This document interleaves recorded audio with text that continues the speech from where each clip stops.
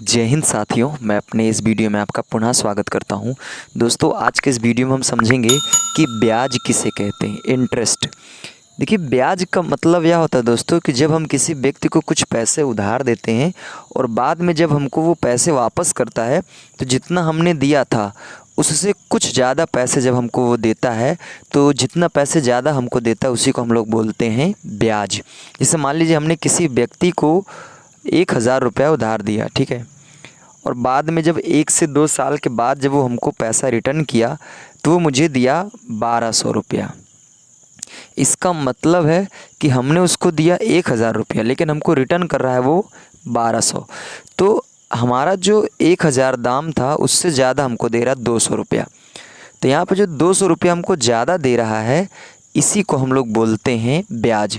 तो ब्याज का मतलब यह होता है कि जब हम किसी व्यक्ति को उधार देते हैं तो जितना हम दिए रहते हैं उससे जब थोड़ा अधिक दाम में हमको वापस करता है, तो जितना दाम अधिक रहता है उसी को हम लोग बोलते हैं ब्याज।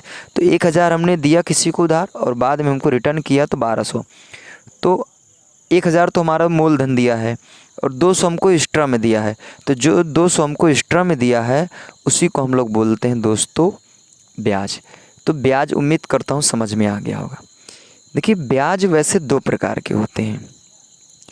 एक होता है साधारण ब्याज, जिसको हम लोग सिंपल इंटरेस्ट बोलते हैं, और एक होता है चक्रवृद्धि ब्याज, इसको हम लोग कंपाउंड इंटरेस्ट बोलते हैं, CI। देखिए, समझते हैं कि साधारण नाम से ही पता चल रहा है एकदम साधारण होगा। इसमें क्या होगा, इसमें जब हम लोग ब्याज लेते हैं तो हर साल जो ब्याज का जो दाम होता है, जो रेट होती है, वो फिक्स रहता है, कभी बढ़ता नहीं। अगर मान लीजिए हम किसी व्यक्ति को 5 साल के लिए उधार दे दिए, हमने कहा कि हमने आपको मान लेता हूँ 50,000 रुपये कोई व्यक्ति किसी को उधार दिया है 5 साल के लिए। अब वो बोला कि भैया हम आपसे प्रति वर्ष 50,000 के पीछे हम आपसे 500 रुपया ब्याज लेंगे। तो अगर मान लीजिए हर साल 500 रुपये ब्याज आपसे ले रहा है, यानी 5 साल में 2,500 रुपया हो गया। तो इसका मतलब हर साल ब्याज बढ़ा नहीं, हर साल 500 ही ब्याज लेकर अंत में जब वो वापस पैसा लेगा तब 50,000 तो दिया था, अब जो वापस लेगा तो वो 57.5 यानी 5,750 रुपया वापस लेगा वो, ठीक है। तो इसका मतलब, एक मिनट देखिए, 50,000 में हम लोग 2,500 जोड़ देते हैं तो देखते हैं कितना आएगा। तो यहाँ हो जाएगा 0 0, फिर यहाँ 5 हो जाएगा 2, सॉरी 52,500, यहाँ पे 57 नहीं, 52,500 रुपया। तो देखिए, मान लीजिए 50,000 हमने दिया था, बाद में पैसा वापस किया 2,500 ब्याज। तो ये जो 2,500 हम अगर इसमें जोड़ेंगे तो हमारा हो जाएगा 52,500 रुपया। इसका मतलब हमने 50 दिया था लेकिन 2,500 रुपया ज़्यादा हमको मिल रहा है। तो जो हमको ज़्यादा मिला यही हमारा ब्याज है। और हमने ये देखा कि इसमें जो ब्याज हमको मिला है हर साल एक फ़िक्स रेट पे मिला है, हर साल अपने को 500 रुपया ही मिला। तो इसका मतलब इसमें कोई परिवर्तन ही नहीं हुआ, तो इसी को हम लोग बोल देते हैं साधारण ब्याज। साधारण ब्याज में क्या होता है, इसमें जो ब्याज की दर होती है वो कभी बढ़ती नहीं है। अगर एक फिक्स पॉइंट में फिक्स हो गई है तो हमेशा उसी पे फिक्स रहती है। लेकिन जो चक्रवृद्धि ब्याज होता है इसमें ऐसा नहीं होता है। चक्रवृद्धि ब्याज में क्या होता है, इसमें ब्याज पर ब्याज लगता है। जैसे मान लीजिए अगर हमने आपको, मान लेता हूँ मैं उदाहरण में 50,000 लेता हूँ, 50,000 रुपये मैंने आपको उधार दिया था और हमने कहा कि हम एक साल का हम आपसे 500 रुपया ब्याज लेंगे, तो पहले साल का है। अब देखिए, ये जो 500 रुपये तो मैं एक साल में लूँगा ही लूँगा, लेकिन ये जो 500 आया है ना, इसका भी एक फ़िक्स रेट पर ब्याज मिलेगा हमको। तो हर साल इसमें क्या होता है, जो ब्याज चक्रवृद्धि में क्या होता है कि हर बार जो ब्याज की दर होती है वो हर बार बढ़ती जाती है, यानी ब्याज पे ब्याज मिलता है इस पर। इसीलिए तो इसका नाम है, बार बार ये चक्कर लगाता है, इसलिए इसको हम लोग बोलते हैं चक्र में वृद्धि हो रही है। यानी बार बार जो साल बीत रहा है उसमें बढ़ोतरी होती जाती है, तो इसी को हम लोग बोलते हैं चक्रवृद्धि, जिसको हम लोग कंपाउंड इंटरेस्ट बोलते थे। यानी इसमें क्या होता है कि हरदम ब्याज पे ब्याज बढ़ता जाता है।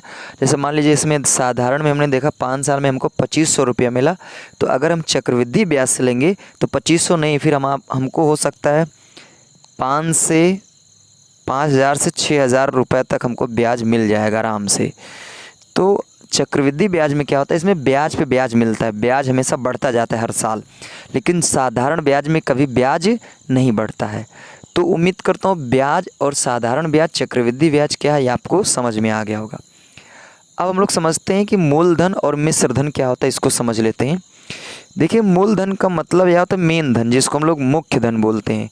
तो मूलधन का मतलब यह होता है कि जो हम दाम यानी जो मूल्य, जिस मूल्य में हम लोग किसी व्यक्ति को उधार देते हैं या उससे उधार लेते हैं, उसी को हम लोग बोलते हैं मूलधन। जैसे मान लीजिए आपको हमने 50,000 रुपये उधार दिया, तो जो 50,000 रुपये मैंने आपको उधार दिया है वही है हमारा मूलधन। अगर मान लीजिए इसमें हमको 2500 रुपया ज़्यादा मिल गया, यानी हमको 52,500 रुपया अगर हमको मिल गया, इसका मतलब है कि 2,500 मुझे ज़्यादा मिला है। तो जो 2,500 मुझे ज़्यादा मिला वही मेरा क्या है, ब्याज है। और 50,000 जो मैंने दिया था, जो मुझे मिला, वही हमारा मूलधन है। तो मूलधन का मतलब यह होता है कि जिस दाम पे हम किसी व्यक्ति को उधार देते हैं या लेते हैं, उसी को हम लोग बोलते हैं मूलधन। अब अगला नंबर आता है मिश्र धन। मिश्र धन जो होता है, इसमें मूलधन और ब्याज का योग रहता है, यानी मूलधन और जब ब्याज आपस में मिलते हैं तो उसको हम लोग बोलते हैं मिश्र धन। तो इतना समझना है कि मिश्र धन में मूलधन और ब्याज जब जुड़ जाते हैं तो वो मिश्र धन मिश्र धन का निर्माण करते हैं। तो उम्मीद करता हूँ दोस्तों ये वीडियो आपके लिए काफ़ी हेल्पफुल रहा होगा। आगे मिलेंगे दोस्तों नेक्स्ट वीडियो में, तब तक के लिए जय हिंद।